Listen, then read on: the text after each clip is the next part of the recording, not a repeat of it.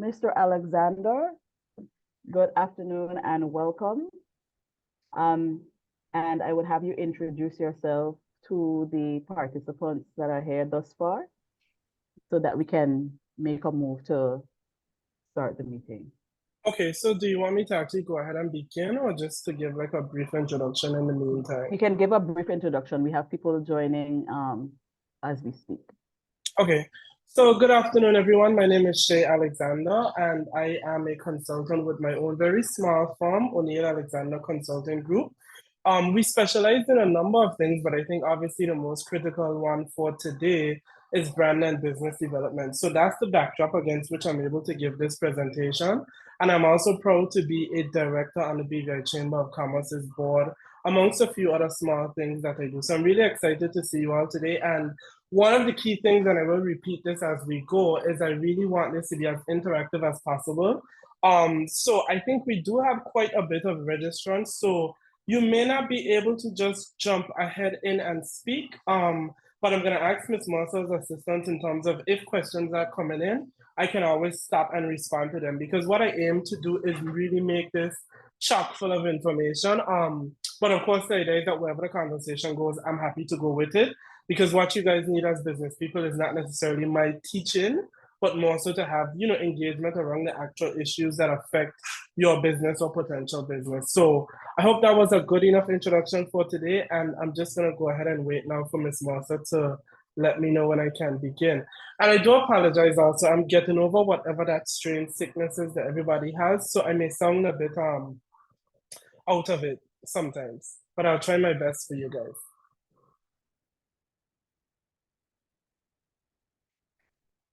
Thank you, Mr. Alexander. I just sent the link to Miss Sally-Ann Riley, so she should be in shortly.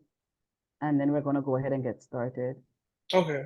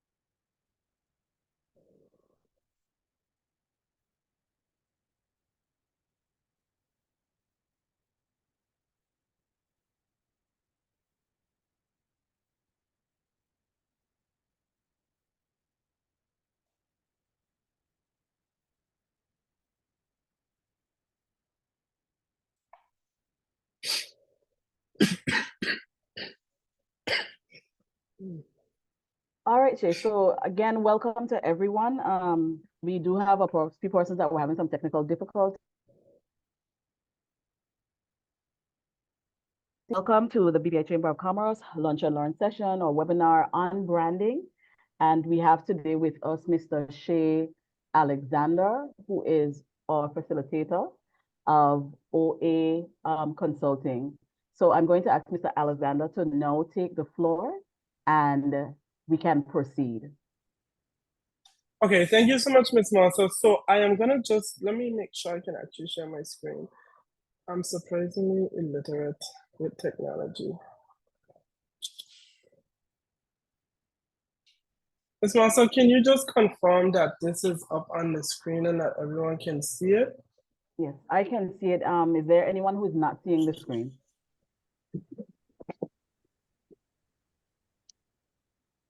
Okay, so it seems like it's fine.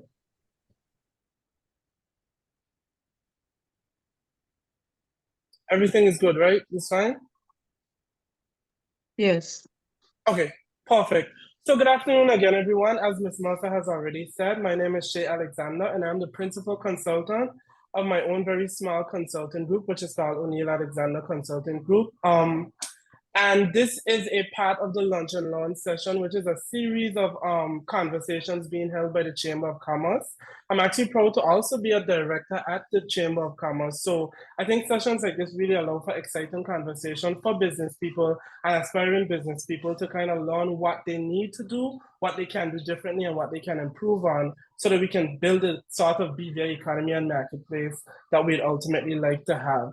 I do again have to give the very small disclaimer. I'm not 100% right now. I have that mysterious COVID cough flu that everybody seems to be falling down with. So if I interrupt every once in a while to cough, please just forgive me.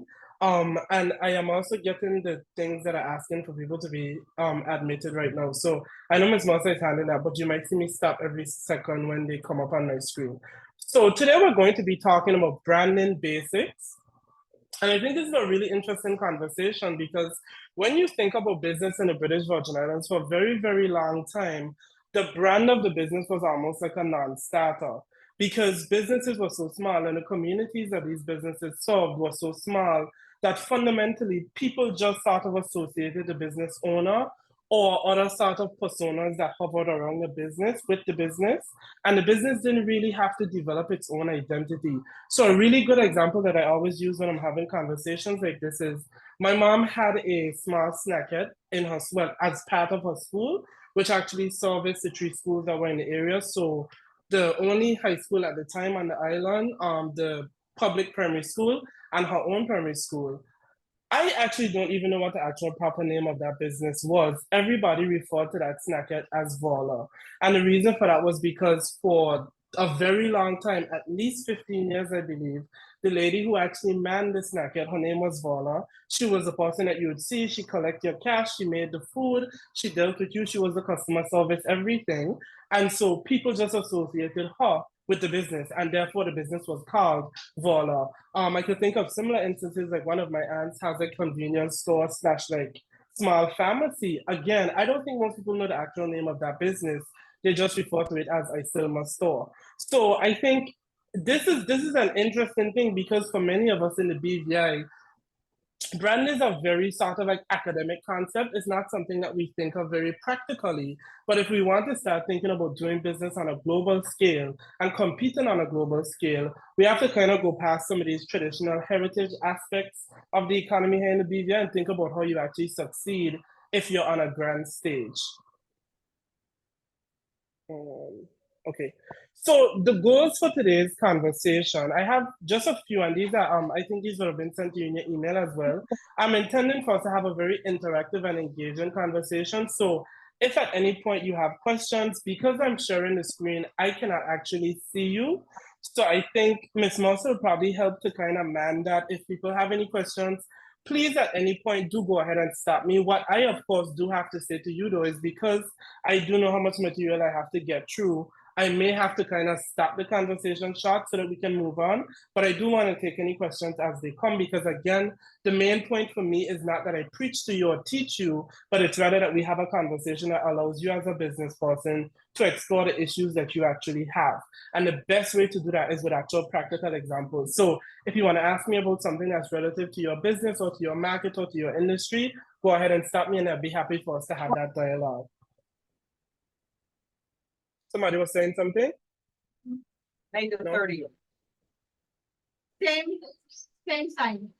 Okay, that seems somebody just needs to mute their mic.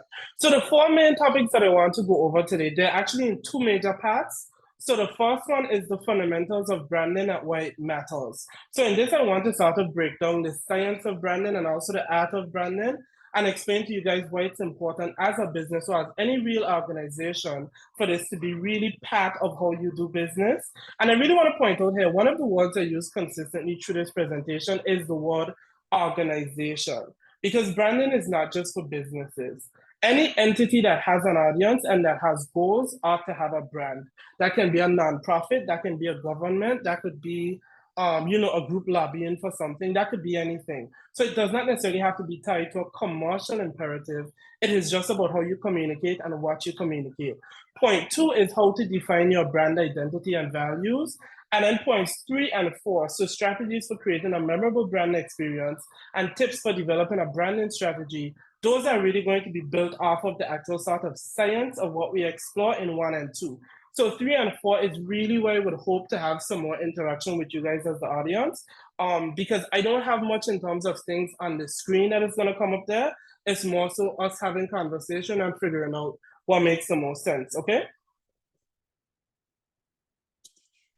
So of course, I think anytime that you're trying to give a presentation, one of the first things that you have to do is establish yourself as relevant and establish yourself as somebody who actually understands what they're talking about.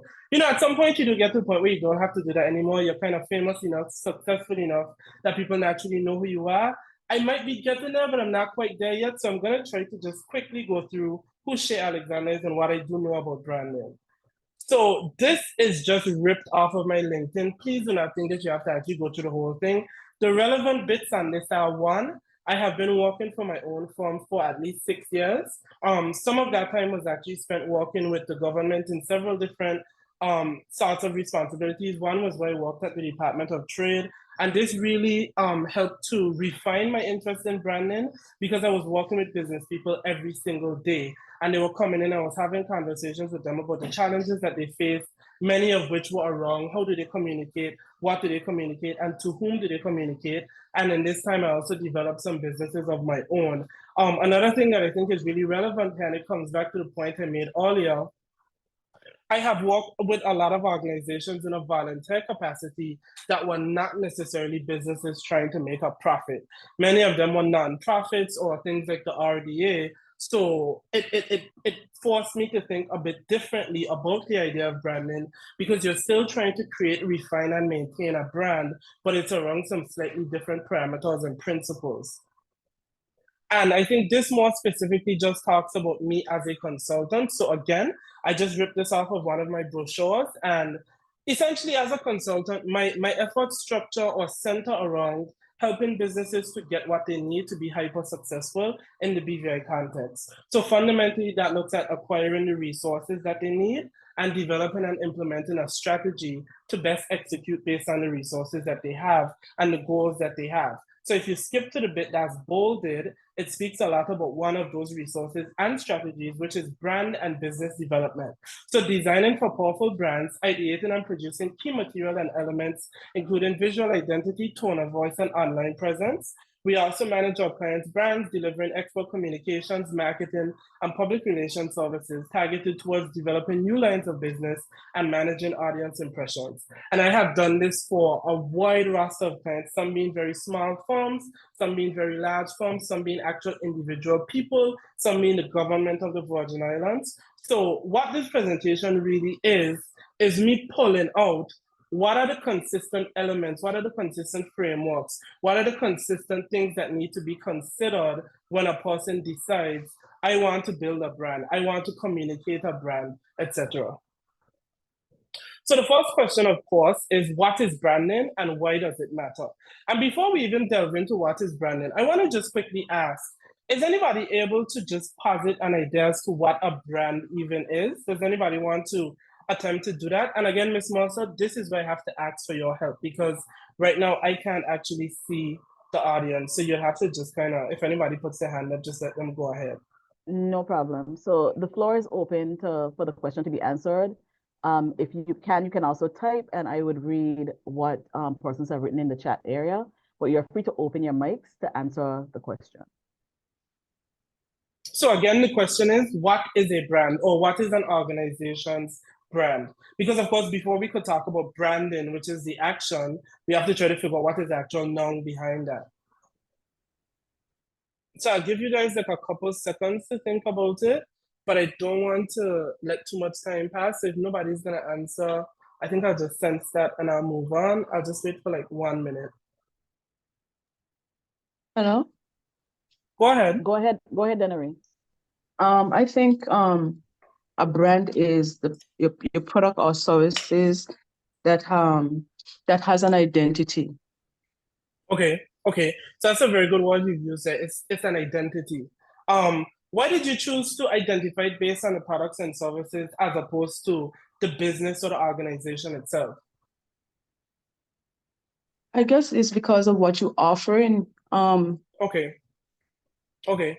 that's a good point. So what you're saying, I think, is that a key part of that identity is the actual delivery of those products and services, right?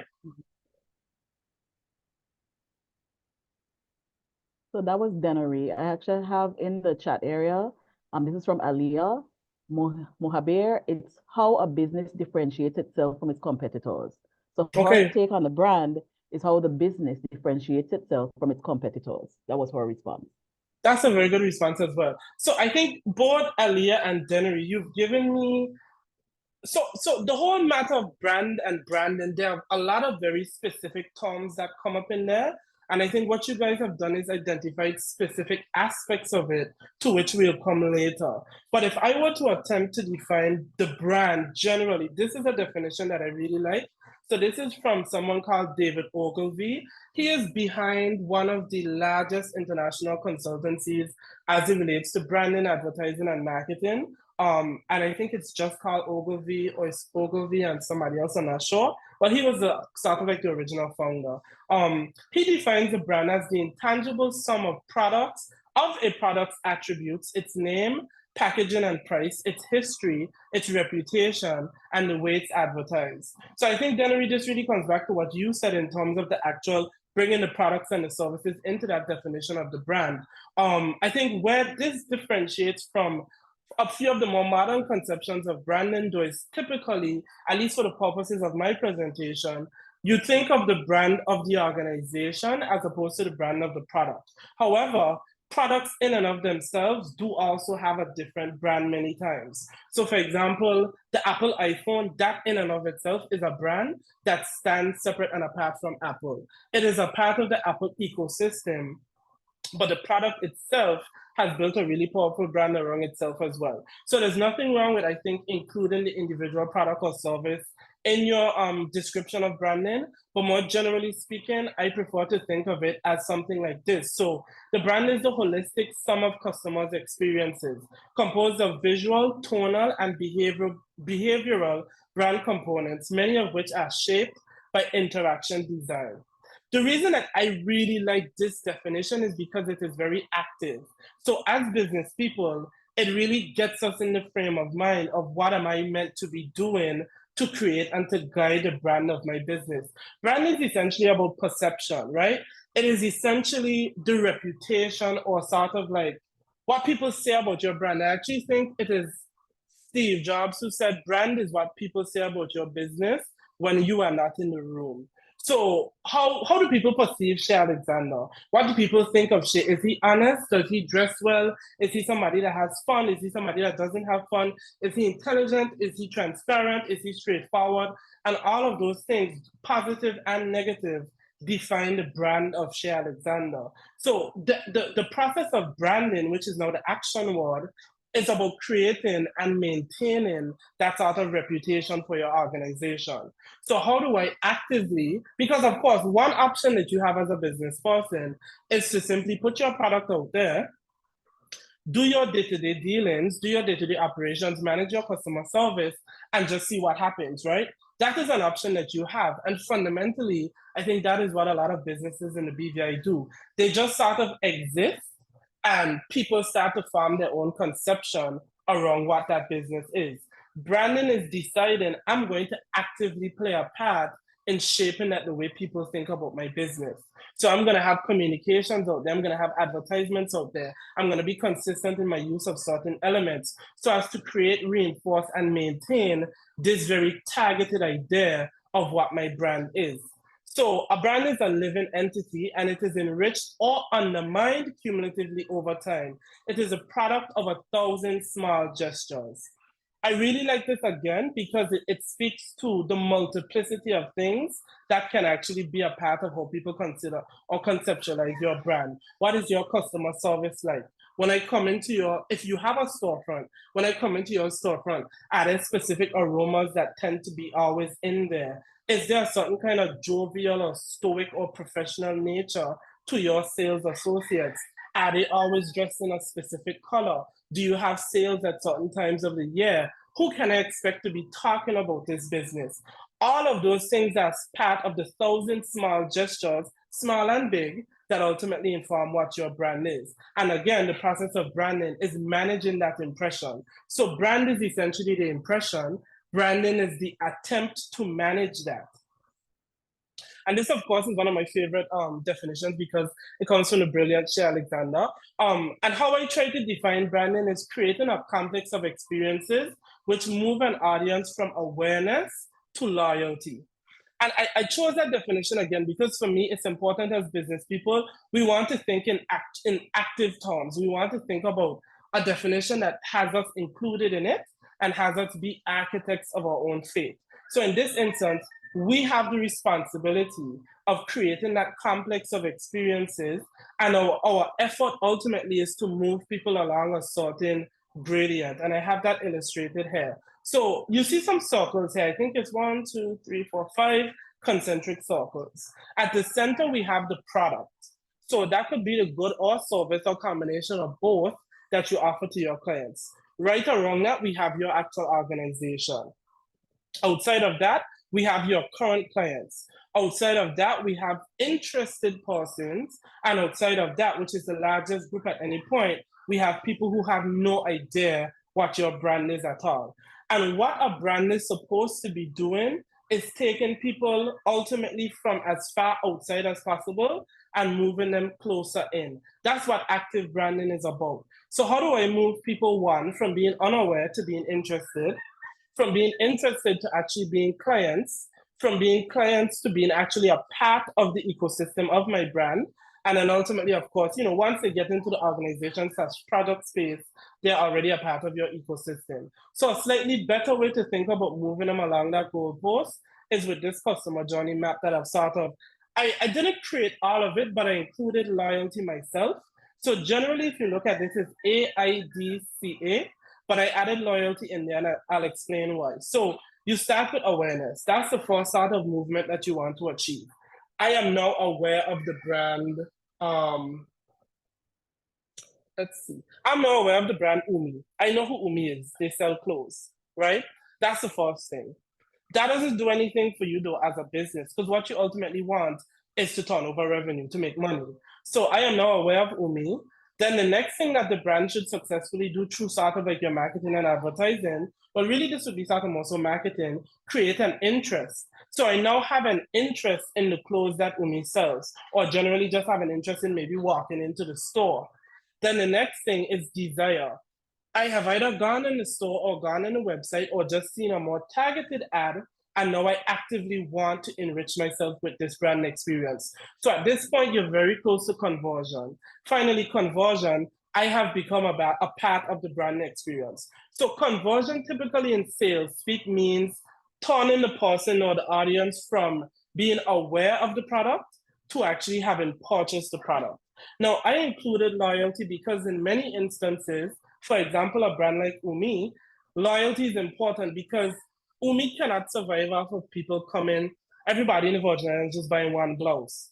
What Umi needs to survive is for people to consistently choose them as their first point of contact if they are interested in a top, a bottom, a skirt, a pants, etc. So loyalty is a key word here. I don't just want to get the sale, but I want to create a consumer who is actively a part of the brand experience, meaning they constantly are looking at the WhatsApps, they're tuning into my lives at 5s on a Friday, because they want to constantly be purchasing, and that conversion now becomes a cyclical process. And finally, and one of the most important parts here for a brand is advocacy. Because you don't get advocacy without loyalty. If I'm just somebody who walks into your store every now and again and buys something, I'm not necessarily an advocate. You have to get that loyalty element to actually get to the point of advocacy, which is I actively now am going out there trying to create other consumers of this brand.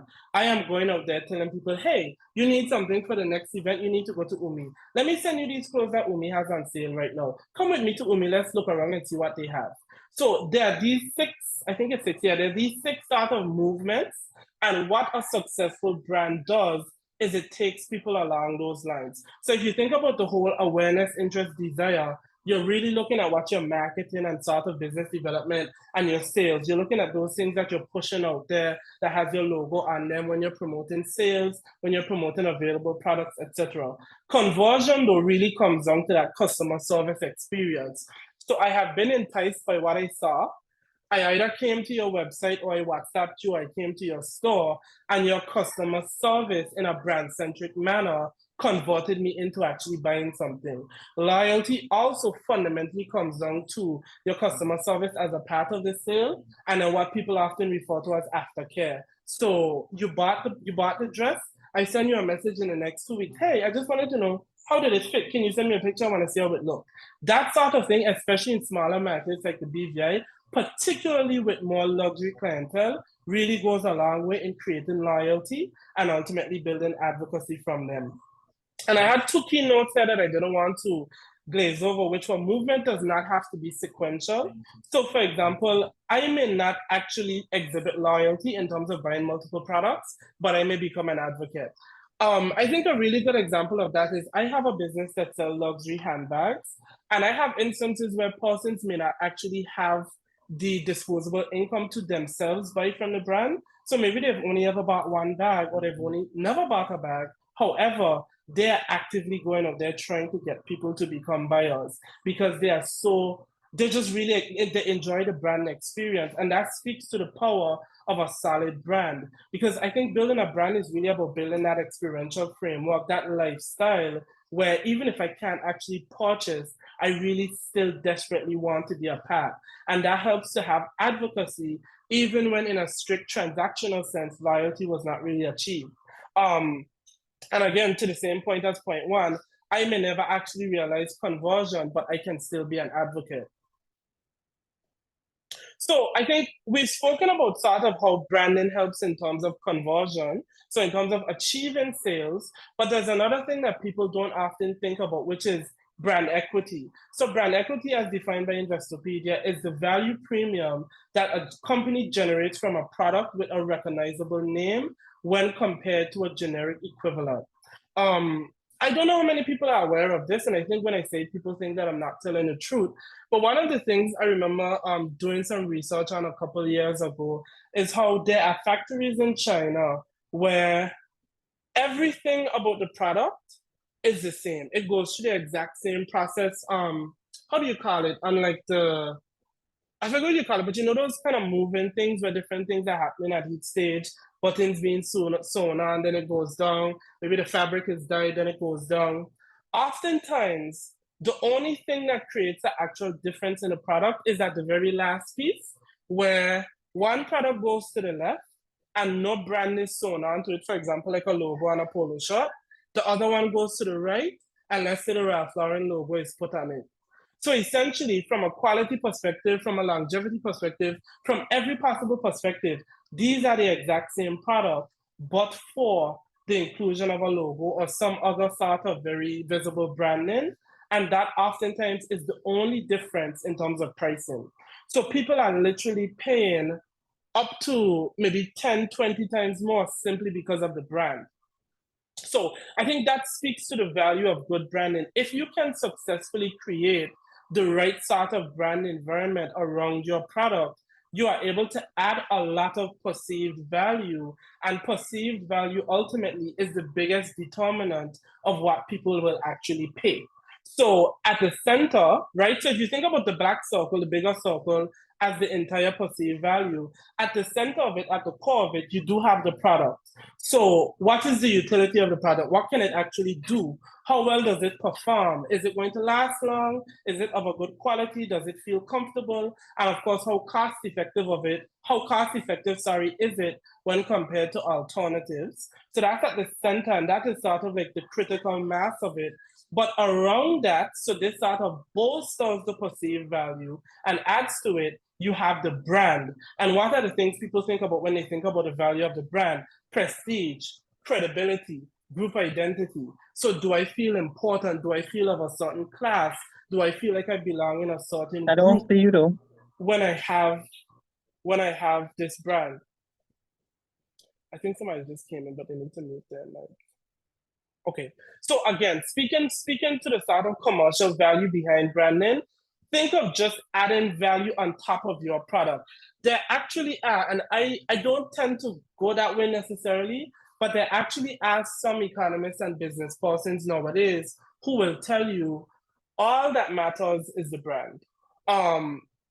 People, and in a sense, it's true because there have been things done, there have been studies done where people have looked at what happens if you give a consumer a product that does almost nothing, or is actually inferior to the competitive products on the market, but because of what they perceive to be the brand of it, they are still willing to pay extra, right? In the world of handbags, if you take an Hermes Birkin bag, it is a superiorly crafted bag, but is it that well crafted that is worth 30, 40, 50, 60, $70,000? No. When you pay for a Birkin, you are paying for the name, ultimately, because you could get a bag with the same sort of leather, the same sort of craftsmanship, the same sort of hardware, and spend literally a fraction of the price. You are paying for the brand. And that's something that most of us actually are comfortable with now. I mean, even think about our use of iPhones. I love an iPhone, but I know in actuality, there's nothing that makes my iPhone better than a Samsung. When I really think about it from a business head, there's nothing that makes it better. It is simply the fact that it's Apple and I trust the Apple brand. And that doesn't make me superficial, nor does that make our audiences superficial, because human beings go based on how they feel. So again, branding is about managing and eliciting and maintaining those feelings with your audience. Shay, So, we have a point that came in from Mr. sure. Janai Kroll. He said he thinks that pertaining to everything that you said so far, that it's true, and it's also important in the space where you have multiple businesses of the same genre or the same industry competing for the same clientele. So he was just thanking you for the point that you brought up. Yeah, absolutely. So that is, I mean, I'm glad that he said it because that's one of the points that I had in mind that I wanted to make. When you go into the supermarket, right? And I think this is a really good example most people can relate to. Most of us don't actually know what the things on the back of a package of food mean. We don't know what those chemicals are.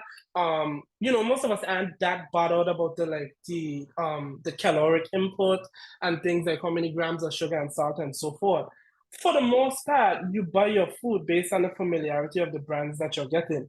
Ultimately, that's really what it comes down to. I mean, again, you may not want to admit that, but I think if you were to go home and really think about the things you buy, what are you choosing it based off of? The packaging, whether or not you've seen an ad for it before, who you know else that uses it, what people are saying about it. All of that is the branding. So I wanted to end the whole branding conversation with this quote from Branding Magazine. Branding is a perpetual process of identifying, creating, and managing the cumulative assets and actions that shape the perception of a brand in stakeholders' minds.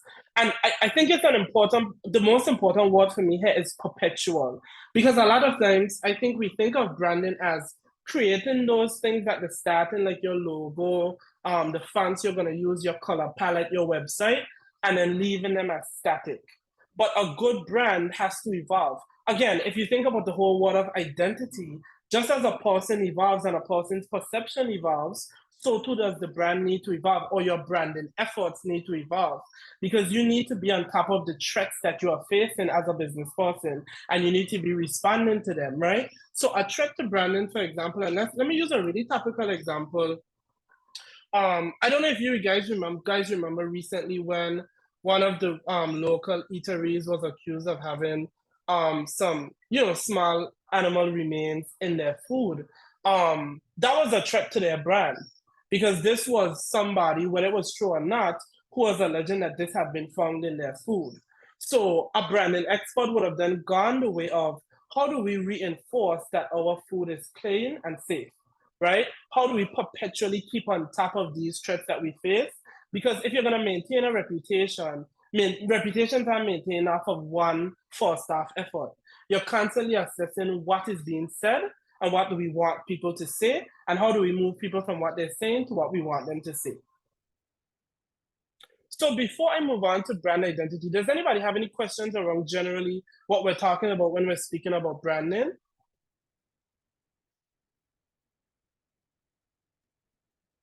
No. Once again, guys, you can raise your hand, you can open your mic, you can type into the message area, into the chat area. We can always come back to your question. So keep thinking. You can put your questions in, and I can always read off those questions as we move along.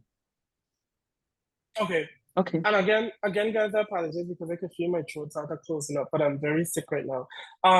So if branding is the process of maintaining and reinforcing and correcting when necessary the way that people conceptualize the business or the organization, the brand identity, I think, is slightly different because branding is a process of managing that reputation. Brand identity is sort of how you actually do that. So what have we decided we want people to think, and how do we actually get them thinking that? So brand identity is more specifically the what we want them to think, and how do we create the elements that reinforce in people's minds what we want them to conceptualize us as. So what is your brand identity and how do you define it? So identity is cause, brand is effect. And the strength of the former influences the strength of the latter. And this is from Larry Ackerman. I think this is actually a guy who I have a textbook from with one of the certificates I was doing. So just like I said earlier, brand is sort of the effect, which is the actual reputation. Identity is what you were putting out there or what you were attempting to put out there. The thing though for me, I included this definition, but the thing though for me that is important is as business people understanding you don't control entirely the environment.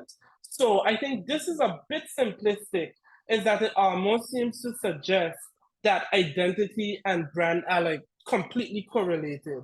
They are related, but your attempt to create an identity does not always mean that that's the brand that you get for yourself, because there are external forces that are also acting, environmental forces, competitive forces, people naysayers. There are a number of things that could be negatively or positively influencing your brand in a way slightly different from what you might have conceptualized at the starting, which goes back to my earlier point of why it is so important to constantly be doing your market research to understand what people are saying and why they are saying it.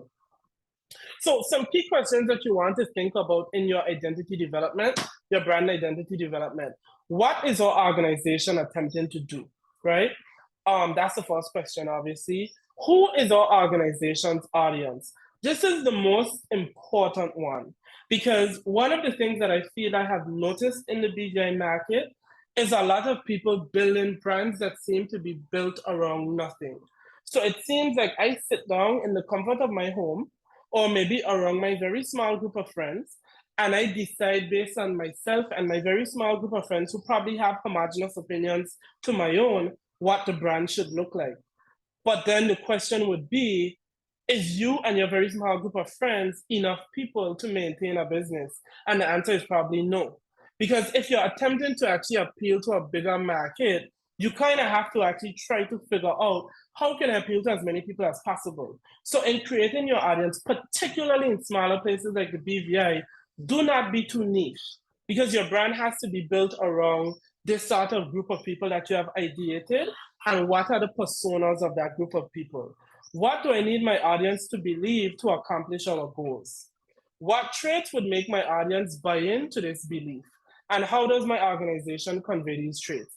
And don't worry, I know these questions seem very abstract, but I went ahead and added some in here to make it easier. So Sekani, like I mentioned earlier, this is a brand that I curate for myself. We sell designer handbags. So what is our organization attempting to do? Now, mind you, this is obviously a lot more complex than I have it here. I just sort of use very specific examples for each question, just to make it narrower and a bit easier to explore. What is our organization attempting to do? Easy answer, sell handbags. Who is our organization's audience? Again, most important question. Easy answer, women with reasonable disposable income, right? What do I need my audience to believe to accomplish our goals? Easy answer, my handbags are genuine. Because in the BVI market, that's one of people's biggest concerns. These bags that people are selling are not real. What traits would make my audience buy into this belief? Easy answer, luxury. If I can convey the sort of luxury that people get when they look at Saks or Neiman Marcus or Selfridges or Harrods, it's easier for them to believe, just as those people sell real bags, so too does Sekani sell real bags. And how does my organization convey these traits? Easy answer, for example, minimalism. So that's one of the things that a lot of those brands that I just called out conveys, minimalism in their branding. So if you walk your way back upwards now, by conveying minimalism as a part of my brand strategy, as a part of my brand identity, I convey luxury, which makes people believe, oh yes, this is a real brand, this is a real business. They're selling authentic products. And that attracts women who have the disposable income to buy my handbags. Does that make sense? It sure does. Okay, Yeah. perfect. Okay, perfect. So I have another example here because, again, I want to make sure people understand branding is not entirely about business. There are a lot of different types of entities that can capitalize on and weaponize a brand. So Mindful was actually a brand, and I have this explored in more detail a bit later. Mindful was a campaign that I executed with the BVI HSA. And again, what is the organization attempting to do? It was attempting to combat stigma around mental health. Who is our organization's audience? Well, general audiences in the Virgin Islands. What do I need my audience to believe to accomplish our goals? Mental health issues can affect anyone. What traits would make my audience buy into this belief? Relatability. How does my organization convey these traits? Stories of shared experience. So working our way back upwards now, because in our posting, we are demonstrating as a part of our brand identity, shared experience and stories from persons who are relatable, people can then start to think, you know something, mental health could really affect anybody. And that's something the general audiences of BVI can relate to. And ultimately, if I'm thinking it can affect anybody, it can also affect me and my loved ones. And that makes me less likely to be somebody who actually engages in stigmatizing behaviors. I am not sure how to go. Okay, I got it. Okay, I really want here, if it's anything that you guys take from this presentation, I really want this to be one of those things. So if you can just really quickly take a screenshot of this page or something like that, of this slide, I think that'd be really helpful because in developing your brand identity, just as I just did when we did that sort of exercise, this is really, really a useful thing to do. And I think here I want to stop and see if there's anybody willing to just quickly do one of these with me. Is there anybody willing to do that?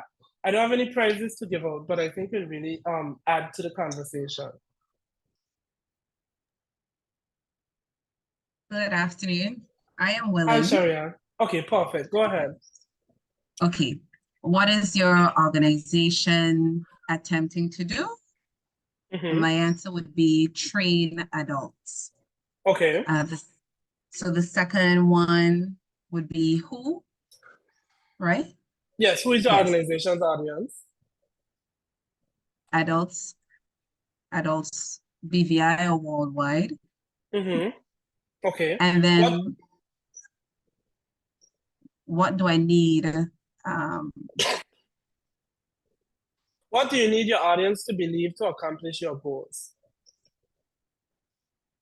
That the training is worth it and they'll actually learn and be able to do what they trained to do. Okay, so what traits about your business would make people actually believe that the training is worth it? Traits, that part I was stuck on. Okay, but so I would also say testimonies from others. Okay, so you've skipped a step, right? So the trait that would help people believe that the training is worth it is, for example, if they see that your business is called Develop Me, correct? Yes, it is. Okay, so if they see that Develop Me is kind of underpinned by professionalism, by experience, by expertise, those are the traits that would help them to believe that your training is worth it. And then how you can convey those traits, a really good way would be those testimonials, because those would have people who I could probably kind of aspire to be like in terms of being successful, saying, yes, I worked with Sharianne and it was really worth it. It really helped me. She really was professional. She had a lot of experience and a lot of expertise. And so we could work our way back upwards as well. Lovely, thank you. Okay, perfect. So I'm not gonna go through, unless anybody else wanted to do it really quickly. Does anybody else want to? No? Okay. But like I said, if you could just screenshot that, you can always work this out by yourself. It's really not that complicated. I think the easiest way to differentiate between What do I need my audience to believe, and what traits would make them believe? What do I need my audience to believe should really be a statement. The traits should really be like personality traits or characteristics. So for example, professionalism, honesty, value, that sort of thing. We already did these. For everybody's notification, Sherry-Ann did screenshot the slide and she dropped it into the chat, so you can pick it up there. Ms. Alexander, will you be sharing any aspect of the presentation today so we can make sure that all participants have a copy? Sure, I can send it to you so you can send it out. That's absolutely fine. Okay, thank you. No problem. Thank you so much.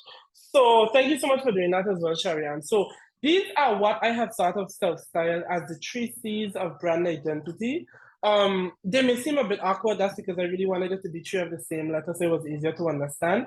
Really what they are core values, personality traits, and then they have visual identity, but I wanted to change that a bit anyway. So at the center of it, we have the core values. What does your brand stand for? I think one of the key questions that you want to ask yourself, because again, you can't build your brand around yourself or around nothing. What matters most in the customer experience? And I would say this here as something important to think about. Your brand, again, is a perpetually evolving and developing identity. So do not be afraid to amend and adjust and edit as you see fit, right? So for example, one of the things I could point out is when I had initially created Sikani, I used a color palette that reflected the sort of, like I said, some of the major brands in like America and London. But I realized that those were not colors that particularly appealed to persons here in the British Virgin Islands. So I did have to make that change. But what does your brand stand for? What matters most in the consumer experience? Those are key questions that you want to ask yourself. Characteristics / personality traits. What sort of traits attract the audience your organization seeks? How does the brand fit into the motivation of this persona? So, excuse me. If you're thinking about a brand that's aspirational, right? So that's a brand, oftentimes aspirational brands are sort of like luxury brands. So people want to feel as though they are part of a certain group or part of a certain lifestyle. The personality traits that your brand might more fit into or need to fit into, you want to be more so what they aspire to be like. So as opposed to your brand being a pair, it ought to be something that is slightly above, because it has to be where they want to be. It's motivating them to move upwards. However, there are times where, for example, something like Develop Me, Sherry-Ann's brand, you want to feel more like a motivator on the same level with them. We're going to make this journey together. We're going to take this adventure together, right? So these things are not, there's no perfect answer for them, because they really do depend on the brand in question and how your brand wants to position itself to create the motivations within its audience that it wants to create. And finally, your communication or your conveyance. So how do you elicit and maintain a powerful impression? What visual / auditory and other stimuli convey your brand best? Mostly we think about visual identity, so things like a color palette, your logo mark, your graphics and things like that. But more recently, people have started to think, for example, MasterCard has a whole study done on their specific brand songs. So they have specific songs that they use as a part of all of their ads, etc. I think I was also reading about how some retail stores actually use certain aromas as a part of their brand. Anything that creates a response can be part of your brand identity. The main thing, of course, is keeping it consistent so that it starts to create and reinforce this idea in my head. So that when I see certain colors, when I hear certain phrases, when I smell certain scents, I think about this brand. That sort of reinforcement is ultimately beyond value. So I have here listed out just some key elements of brand identity. You do not have to have all of these, but you should have at least 5 or 6 of them. But it depends on the nature of your brand, right? So some things are not as necessary as they were before. And some things are not necessary. For example, if you don't have a storefront, it'd be very difficult for you to have aroma or necessarily even sound as a part of your brand strategy. But you could definitely think about your graphics. You could definitely think about your color palette. So I divided them in 3 groups. Cultural, which is the internally relevant elements which are not necessarily communicated directly to your audience. but they should form the basis of everything that you do. So you can think about your values, what matters to your brand, your vision, what does your brand seek to create in its environment, your message, what does it say about what it's seeking to do, and your community. This is not one that people think about a lot, but I think modern brands are heavily about community.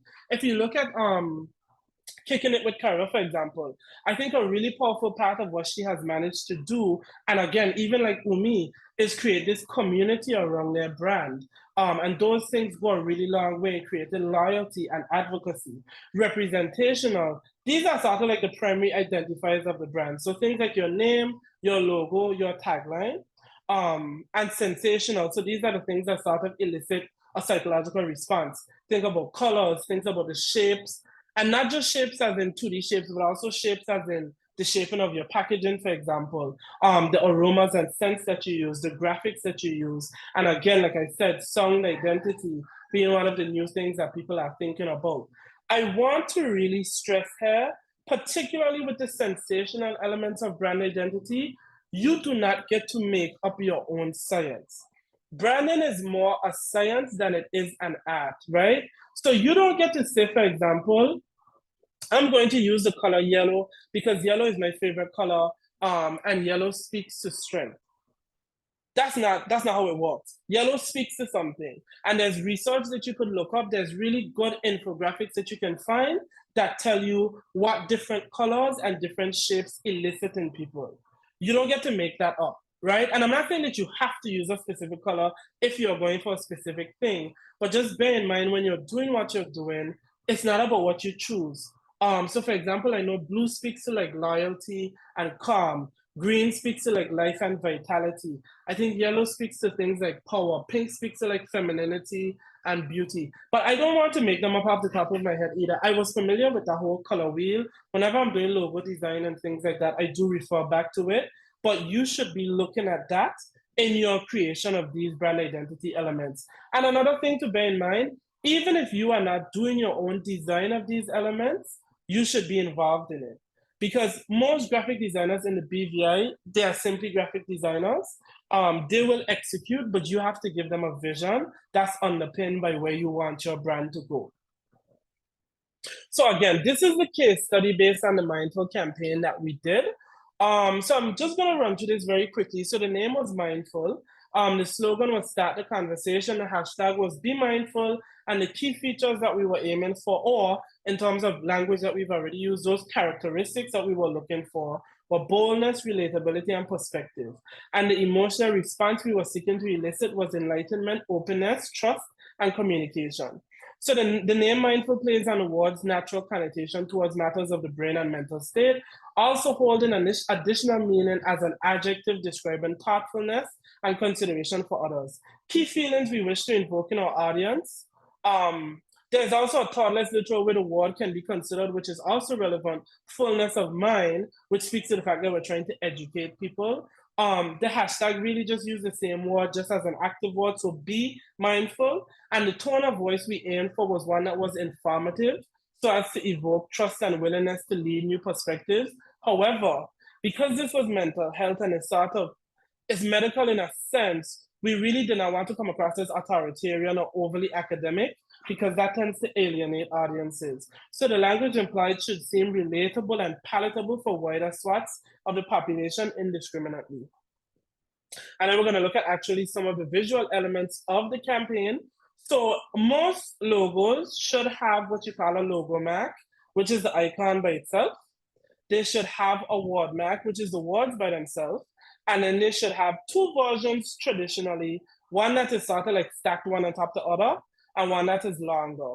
The reason for having these alternate versions is because if you're doing a polo shirt, for example, you might want to use a horizontal version of the logo, but if you're doing something that's like a square graphic for social media, you may not have that much space. So having those alternatives and defining them at the starting is important, because what you don't want to happen is when you come across need for a different version of the logo, your graphic designer just slaps one together. And then you have these different versions based on the different media that you have. You should have identified how you want those to look from the starting. I'm not going to go through all of these in detail, but the logo mark, as you can see, it was sort of a mix of the brain, a hat, and a text box. So, you know, communication, compassion, and thoughtfulness. And then we use colors like blue and orange. Orange again, because it kind of evokes energy and boldness and passion, and blue because it's about tranquility and information. And everything else there is a bit just wordy, so I won't go through it all right now, but hopefully you can kind of see the point that we were going for. And then finally, this was just to illustrate that consistency of branding. So you can see this is one of the social media posts that we did. It's written exactly as I said, which is informative, but not too academic to be difficult to read. And then we're keeping it consistent with the use of those colors and the use of those fonts. It makes it very eye-catching, but also still very readable and not overpowering.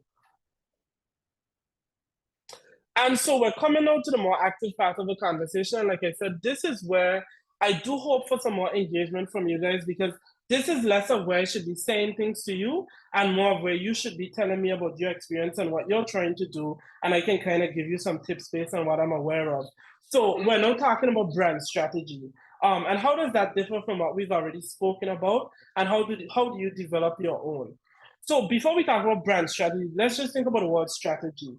Strategy is the intelligent allocation of resources through a unique system of activities to achieve a goal. Excuse me. So I bolded some words here that I thought were really important. 1, allocation of resources. 2, unique system of activities. And 3, to achieve a goal. So this is about a strategy actually making sense. And this is what differentiates a strategy from a vision.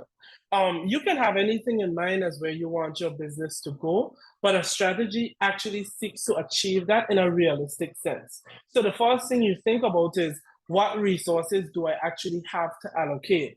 So I cannot think about a campaign that has me put something on every billboard in the BVI if my budget is $5,000, right? Because that's not realistic. And that doesn't actually bear in mind the resources that the business has access to. You think about a unique system or unique way of doing what it is you're attempting to do. So you cannot be satisfied with just seeing what everybody else is doing and attempting to do that. That is in fact a plan, and it will bear you some level of reward, but fundamentally you're not competing. So you're just going to be breaking off a small piece of the pie that everybody else is eating from. If you can seek or create a unique way to do business, a unique way to position your brand, that is when you actually move ahead and move a path and start to cultivate a larger reward for yourself as a business person. And beyond all of that, thinking about what your goals are. So in the context of branding, what am I attempting to communicate?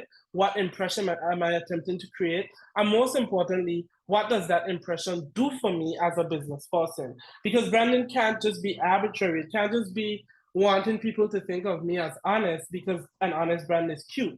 Why is an honest brand for me fundamentally superior, right? I don't know if you guys are old enough to know about, excuse me, the brand, I think it was called Ashley Madison, but Ashley Madison was it was something really interesting that happened, I think maybe 10 years ago, I could be wrong, where it was essentially a website that was used for finding, like, I think it was used for having affairs, basically. In that case, honesty as a brand was not good. Because when I go online trying to cheat on my husband or wife, I do not want to think that his brand is going to be transparent about what it's doing. And I only say that because I think oftentimes we think every positive word is the word that we want our brand to be, but that's not always the case. There's a balancing act that you have to engage in as a business person, and this is where strategic thinking comes in mind. What perception gets me to where I want to be? So if I'm trying to create a website for, activities that people may not want other people to know about, perhaps I don't want to brand myself as honest or transparent. If I'm trying to become a philanthropic website, though, I do want to come across as honest and transparent, but to an extent, because there are some donors who still desire privacy. So this is why I said earlier, the main question being, who is your audience? Because if you understand what they want and don't want, you can create a brand strategically around that. So now a brand strategy, as defined by Alexa Collins, is the holistic approach behind how a brand builds and maintains identification and favorability with customers and potential customers. So I added in and maintains there because, as I've been stressing throughout this presentation, a lot of times you see conversation around branding that are like one-off, So you build out your logo, you build out your color palette, you deploy them, and then that's it. But branding really is about consistently staying on top of that perception and managing that perception. So I wanted to add in there, building and maintaining. And I think, like I also said earlier, even thinking about when necessary, repairing your brand. So I think somebody had raised this point very, very early on. One of the things when you're thinking about brand strategy, because again, strategy is about getting where you want to go in the most efficient and competitive way. You want to think about who your target audience is, and I will not stop stressing this until I finish talking. You want to think about what actually makes your product unique, and you want to think about what about that uniqueness actually gives you a competitive advantage. When you think about these three major things, you have to start now implementing them as a part of everything that you do. So consistency, again, is a really key word in the idea of strategic brands, of a brand strategy. How do I constantly implement or think about implementing my target audience, my product's uniqueness, and my product's competitive advantage? And a brand strategy does not have to be just about generating sales or creating interest. A brand strategy can be about employing or deploying my brand as a strategic response to a specific opportunity or threat, right? So one of the issues that I may be facing, again, is something where I'm a restaurant and I have an issue with people thinking that my kitchen isn't clean, right? I might want to think about who within my community, and we spoke about that being an element of branding earlier, who within my community can actively push the cleanliness of my kitchen. So to be able to think strategically about your brand, you have to constantly be cataloging those resources. Who likes my brand? Why do they like my brand? How do I keep them liking my brand? Who uses my brand? Do I have ministers who are interested in my brand? Do I have pastors who are interested in my brand? Who buys from me? Because I think once you're aware of that, you sort of know what assets you have to use as a part of your competition and your competitive strategy. Now, one of the things that, again, I used this example earlier with Ashley Madison. One of the things that you really want to think about in branding is the idea of the balance. And there are three main things that I think you want to think about balancing when you're actually deploying brand strategy. One is along the lines of communication. So going between being honest and being persuasive. Now, again, it may feel like the first thing you say is, but of course, I want my brand to be honest. And I'm not saying that you don't want it to be honest, right? But if you are a luxury brand, one of the things you probably don't necessarily want to be too honest about is the actual cost of your product. Because luxury brands make money based on their high profit margin. So the difference between the cost of the product and the cost they sell it for is very high. And you don't want to communicate that because that's not something that your consumer wants to necessarily know. So in some instances, going more towards being persuasive than being honest. And persuasion is not necessarily about lying. It's about being deliberate about what you say and what you don't say. What facts do I put out there? And what facts do I perhaps hold on to for a different time? Consistency versus evolution. Heritage with brands is important. Being consistent is important, but you also, like I said, have to keep on top of what's happening, and your brand has to evolve as time passes. So like I think I didn't use this example earlier. I started to, but I didn't finish it. But Sekani used to use, when I initially came up with the whole Sekani concept, I'd done a lot of market research. And I developed a color scheme for the brand, which was gray and gold, based on the fact that these were colors that really were implied by the sort of brands I wanted to be like. What I had not considered, though, was the Caribbean context. But when I started selling luxury bags, so the bags that are like $1,000 and up, I noticed that my buyers were actually buying colorful luxury bags. They wanted bags that were more standout. And when I took a step back and I looked at it, I realized that in the Caribbean market, your more affluent women don't have a problem with standing out. They actually want a red bag. They want an orange bag. They want a yellow bag. They want a bag that's made out of canvas. They want a bag that has the name printed across it. So I made the decision to make my brand reflect that. So I then rebranded where my bag now is actually orange on the outside, teal green on the inside. Not colors you would typically associate with luxury, but I was able to make that evolutionary decision because of the actual research and input and feedback I was getting from having run the business. So making that decision between evolving and consistency. Now, what I can't afford to do as a luxury brand is every single month or year, or even 2 years, change my color scheme, because that doesn't help to reinforce who I am. So again, it's a balancing act. Keeping to my tradition, keeping to my brand's values, but also course correcting and evolving as opportunities and threats come in front of the business. And finally, accessibility versus exclusivity. If you're selling bottles of water, you probably want to be as accessible as possible because everybody buys water, and people don't necessarily need to feel as though only they can get a Dasani water, nobody cares. But if you are selling $2,000 bags, I can tell you from experience, the women do want to know it's only a couple other people could even have this, and probably nobody else is gonna have it, at least from Shea. And that is seriously something that people are often very curious about. Is anybody else going to have this? So again, none of these things are about either side being the right side, but it's about, as you're thinking strategically about developing and deploying your brand, making decisions and thinking about, based on what I'm trying to do in this moment, whether in the short or long term, which way should I be leaning? Should I be going towards being more exclusive? Should I be going towards being more accessible? Should I be moving towards evolving or moving towards staying consistent? Should I be sticking to persuasiveness or sticking to honesty? And some of the things that you could think about in this sort of strategic thinking, the four main things, at least the ones that I came up with, were one, the features of your product. So these can sort of amend and adjust again based on what you see as making sense. Human resources and how you deploy them. How are your staff members trained to speak? When do you keep and when do you get rid of people based on how they are affecting the brand experience? Flexible elements of the brand. So things, for example, like your color scheme. A really good example is, I haven't done it every year, but I normally try to, because Sekani is a brand that fundamentally caters to women. Breast cancer awareness is a topic that is very important to a lot of women, particularly in the BVI. And there have been more than 1 year, despite the fact that Sekani has a color scheme. During that month of October, I will change the logo's background color to pink, right? Because that's a flexible element in that sense. Now, am I going to change Sekani's name to breast cancer awareness? No, because that'll be too much. That's why I use the word flexible. What can I shift around to accommodate a strategic move? And finally, incentives and programs. And again, coming back to the idea of customer loyalty and advocacy, please think about customer loyalty, incentives, and programs. Because like I said, community is a key aspect of a successful brand in 2024.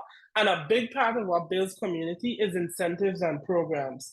And that can be anything from a simple WhatsApp group where certain clients get access to things first, to something as big as an event that you hold maybe every year, every 2 years on the anniversary of the business that could be open to everybody, or it could only be to your most valuable clients. But these are just different frameworks against which you can think about thinking strategically in terms of developing your brand and brand opportunities.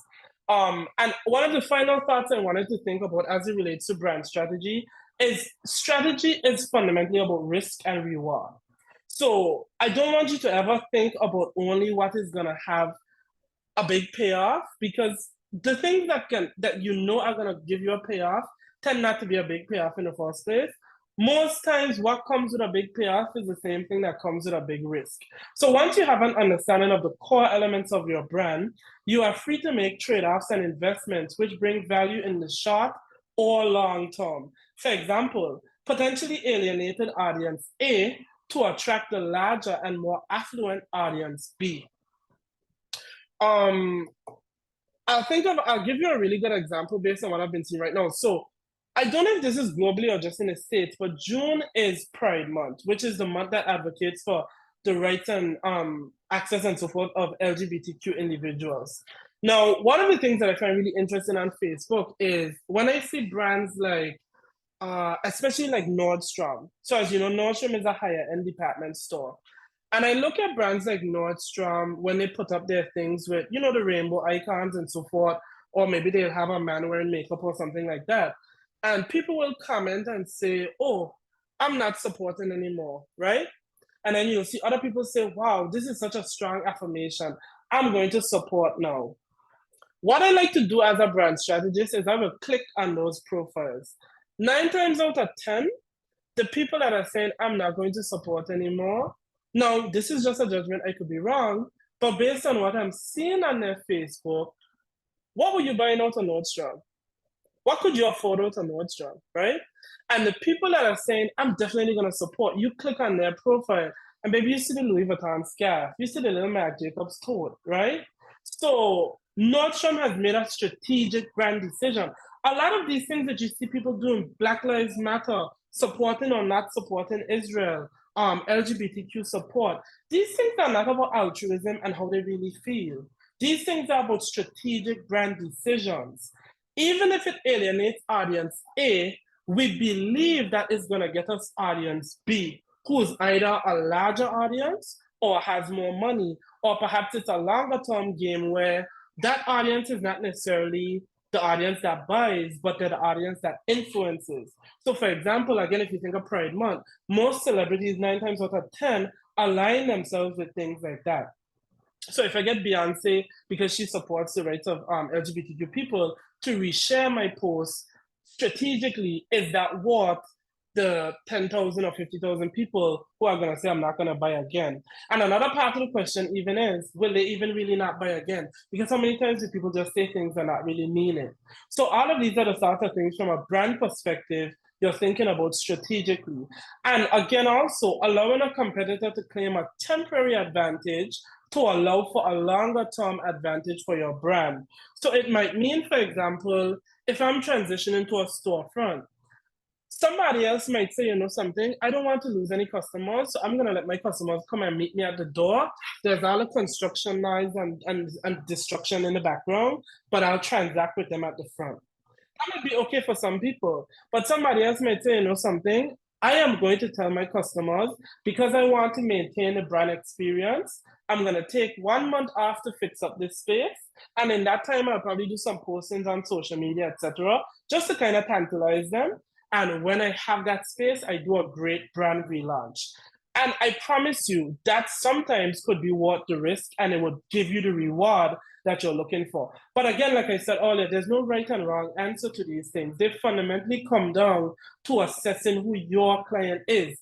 If you know your client, or clients are fundamentally very religious, don't go and take the risk of being an LGBTQ supportive brand and then get surprised when they stop supporting you, right? So again, it's strategic, and strategy fundamentally comes from knowing your resources, chief among them being, who are my roster of clients? And just some final thoughts as we close off. In small communities and markets, your personal brand also does matter deeply. So don't be afraid to integrate your own personal brand and capitalize on it. I'm going to tell you all right now, I do find a lot of businesses in BVI take this too far. I don't need to see your picture on every single thing that you post. That's ridiculous, right? Even if you're a life coach, that's still ridiculous. But for the most part, that's not necessary. What I do with Sekani, for example, is every once in a while, I tastefully insert a quote from myself to remind people that there's still this personal element. But that doesn't even have to happen on the social media, because when you WhatsApp me, you know you're WhatsApping Shea. So don't feel afraid to integrate your personal brand. And to do that though, remember you have to manage your personal brand as well. And I said to clients sometimes, that does mean some level of sacrifice. So if you want to position yourself as a consultant, or let's say a lawyer who's hyper professional, right? It may be a sacrifice you have to make, that when you have certain types of fun, you don't post it on social media. I'm not saying you can't have the fun. I'm just saying you don't post it on social media. And don't take my word for it. When y'all are finished with this, we're almost done. Go and look at some of the business people who you want to be like, and see where on their Facebook they hardly ever give certain types of opinions, and they don't ever seem to have fun. It's not that they don't have fun, they just don't post it on Facebook, because they know what that takes away from their professional brand.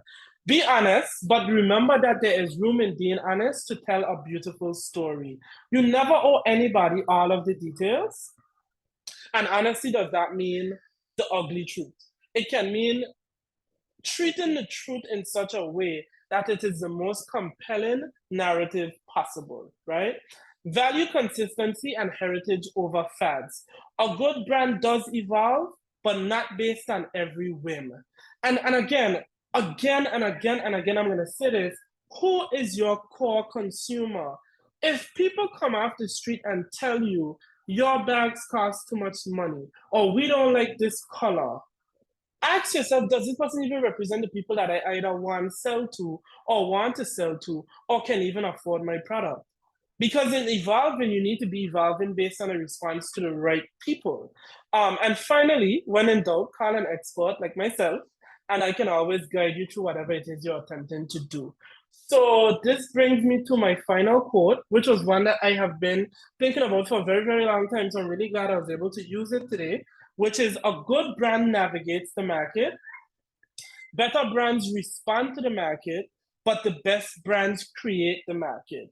And ultimately, this is not something that you can do when you're just starting out. But when you get to the point of being very, very good at branding your organization, you will get to the point where you don't have to worry too much about competition, because you are actually operating in what they call a blue ocean. So in business, a red ocean is the typical market. So there are lots of sharks out there going after blood, trying to get at the same consumers as you.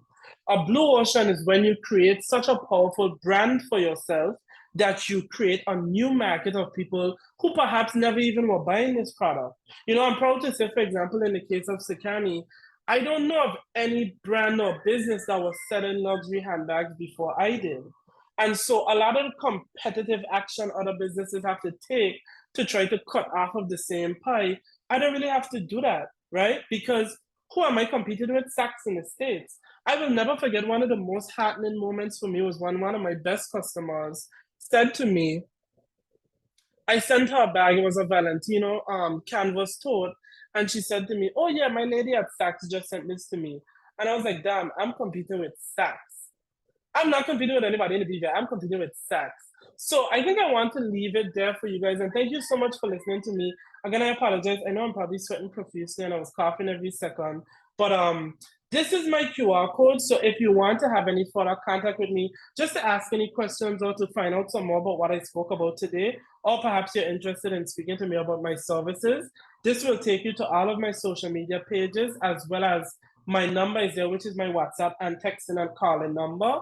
And I think my email is in there as well. So you just have to scan the barcode and it works. And as you see, branding is important. So I did go ahead and put my logo in the center of my QR code.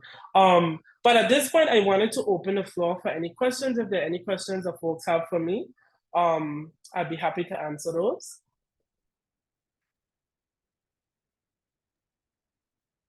Hi, Shea. I don't have a question. I just wanted to commend you for delivering this particular session with such excellence. I learned a lot. So I am going to be employing most of what you said to my brand. I'm looking forward to the fruit from it. And I really wanted to thank you for being here with us today and for sharing part of your knowledge. I appreciate it.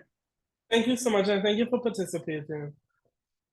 Janai, you can go ahead. Janai's hand is up. Hello, good afternoon. Can you guys hear me? Yes? Yes, we can Yes, hear go you. ahead. Okay. I join with Sharianne in thanking you guys for such an opportunity. I'm so grateful to learn all that was presented. Share a quick question on what the example that you gave lastly. Although, say, for example, operating in the space of a blue ocean, first time I've heard that term, still though, what would be your response, or does it warrant any response from you operating in that space, coming from other tactics from other businesses operating in another space, which would be the red ocean, I guess, if you understand what I'm trying to say? No, I'm not sure I understand the question. So wait, so let me see if I'm getting it. So what you're asking is, what's the difference between operating in a blue ocean and a red ocean? Is that the question? Well, no, not entirely, but for example, you give the example that necessarily you operating in the blue ocean wouldn't have to use certain tactics that someone in the red ocean will have to use to compete against your product in that sense. Some of the tactics might be very derogatory, but what would be your response as someone who's operating in a different market space, or the blue ocean, as you say? Well, so that's the thing, Janai. If you're truly operating in what they call a blue ocean, um, you're not really dealing with competitors. And that's not to say that because businesses always compete, because sometimes there's direct competition, right? So I have this brand of water, this is Members Select, and then there's Dasani and there's Voss and there's the other brands. But another thing that a bottle of water is competing with is just a general thirst quencher, which could be something like Gatorade, for example, or even a Sprite. Now, those are not good alternatives health-wise, but a person going into a store who feels thirsty might just as well buy a juice as much as they buy a water. So while I may not be directly competing with anybody else, who's selling bags, I am competing with what I call the luxury market, right? So that could be people who sell jewelry, people who sell clothes, people who sell sunglasses, because it is that same money. If you think about your own budget, you don't have a budget for handbags as opposed to sunglasses. You probably have a budget for like treating yourself. And then what differentiates it is just how I kind of compete with those people and how I get you to think when you want to treat yourself to a bag as opposed to a pair of sunglasses. So in business, you're never not competing. It's just that I think the blue ocean is a much easier market to operate within because you're not competing as aggressively. But another thing to bear in mind is you only ever exist in a blue ocean for so long. I'm not going to be the only person selling handbags forever. In fact, I think there are already a few other entities that do sell it. Not necessarily in the way I do, but at some point there's going to be somebody doing exactly what I do. So that's why, again, branding is perpetual. You have to keep on top of your game because you never maintain an advantage. Well, you can maintain an advantage, but you never maintain an advantage by doing nothing. I hope that answered the question. Oh, yeah, absolutely. Okay. Thank you so much for that. I had another point, quickly, just taking it back to the very beginning, and I'm chuckling because I actually smiled when you used the example of Voila, because even growing up, I actually thought the canteen was Voila own. Yeah, And so yeah. just on that point, in that you say moving away from traditional branding styles or, in terms of matching your personal identity with the business itself, in this common thing that we do, I even did it with my business, where we model our business name around our personal name. Would you kind of put that in the same category too, in terms of moving away from that, or is that Okay, so still okay? this Janai is an example of where you have to use strategic thinking, because there isn't necessarily a right or wrong answer to that question, right? I think so. I'm going to use you as the actual example because I'm familiar with you. You're somebody who I think has built a very strong brand around environmental friendliness, conservation, natural elements and things of that nature. So I think you putting your personal identity into your brand actually helps you. I don't see how that will take away from anything. I mean, everything helps and doesn't help. Is the real question is, does it help more than it doesn't help? And in the case of, I think, your agriculture business, I think it helps more than it doesn't help because your personal brand is a powerful integration into your business's brand. There are examples, though. For example, if you were starting a club, I don't think anybody's personal self needs to be in that brand because I don't want to go to the club and think about X. I want to go to the club and think about myself. So it's a strategic question and it depends on the context that we're looking at. There's no right or wrong answer. It just depends on what you're dealing with. I could even argue in the case of Voila, I use it just generally, but one could argue that actually having it named like that, even though it wasn't an official name, was actually positive and powerful for the brand because people personally liked her and wanted to go and deal with her. So these things, again, they're about thinking strategically. There's no right or wrong answer. My consultancy used to be called Indigo, and I chose to call it O'Neill Alexander Consulting Group because I started to realize Shea Alexander as a professional was building a very powerful name for himself, and I wanted to capitalize on that. We have a question from Adriana. Adriana? Sobral? Yes, go ahead. Hi, afternoon. Can you hear me? Yes, go ahead. Yes, you can. Hi. Go ahead. Thank you for the presentation, Shay. It was very insightful. I do have a question following up on the competition element. I think you Mhm. may mention that as an example, you didn't see where you had other competitors, or maybe you didn't pay attention to them in Mhm. your business. But for other business owners, maybe they need to. So if you could give your opinion on how often maybe you should consider your competitors, or maybe observe some of their tactics to then, I guess, reevaluate your own strategy. Mhm. Good question. That's a very, very good question. Oh my gosh, excuse me. I think there's a balance to be met with that. Because you can get to the point of minding everybody else's business where you're not minding your own. And you can get to the point of being so hyper focused on sort of like the research that everything you do is responsive. At a certain point, your business and particularly your brand development and outreach has to be creative and it has to be unique. So you don't want everything that you do to be a response to other people. But I would say if we're thinking about frequency, I would say it depends on what it is you're trying to do. So, for example, if you have, so let's say there were other businesses in the BVI that were actively selling handbags, right? I would not necessarily make it my business to go on their Facebook page every day to see what they're doing. But what I would definitely want to do is if I'm going to place an order, a big order, I would probably be checking to see what sort of stuff have they been ordering and what sort of stuff seem to be selling with them. So it depends on what it is that you're trying to do. If I am rebranding, I'm definitely looking at everybody. In fact, a common thing that I tell my clients is when I'm developing a brand in particular, one of the first things I look at, so for example, if you come to me and you say you want to start selling pens, the first thing I'm going to do is Google most successful pen manufacturers. Then I'm going to start looking at their brand identities and I start to pick out the commonalities. Why are they choosing certain colors? Why are they choosing certain fonts? Why are they leaning towards complexity or minimalism and why? And then I'm deploying similar features in the brand that I'm developing. So, I think to answer the question, I think it depends on what exactly it is you're trying to do. I think anything that has to do directly with interfacing the market, I would definitely say do some level of research before that activity. So planning an event, ordering new products, etc., etc. I would probably be doing some level of check-in, but I would not say that you need to make it your business to constantly be looking at what the competitors are doing. I think it depends on the activity at the time. Thank you for that. I do have one more follow-up. I don't know if you covered this because I'm sorry, I'm in my office, so I've been in and Mhm. out, in and out. But I want you, if you can, touch on how important it is to pay attention to seasons. Because I think, Okay.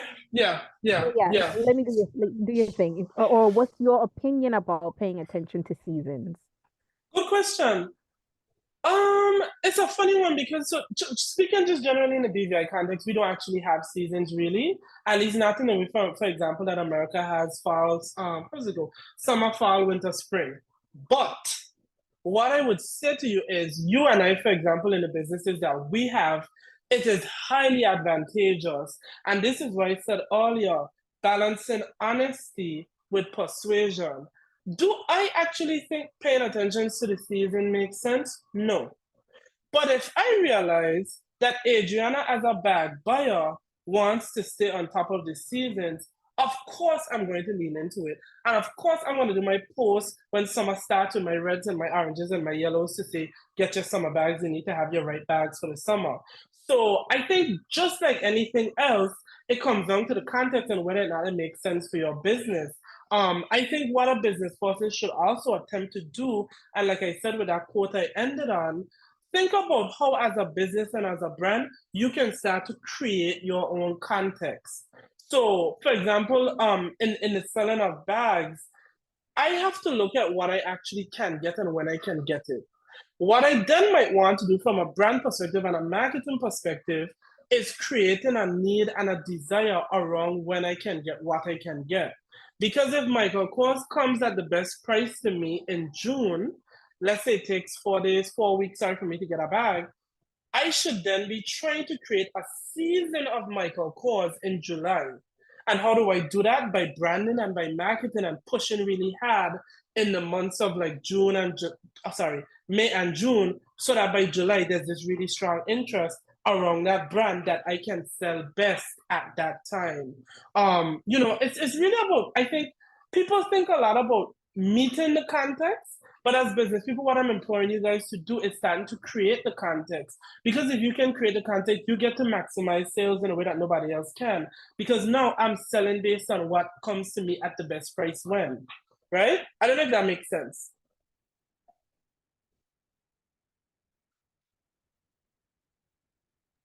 It does. Thank you. Thank you. Okay, perfect. Ms. Melsa, I know we're kind of short on time. Go ahead. Yeah, do we have any more questions for Mr. Alexander? Did persons get an opportunity to scan the QR code? You can just do a show of hands so that I know that you're at least hearing me.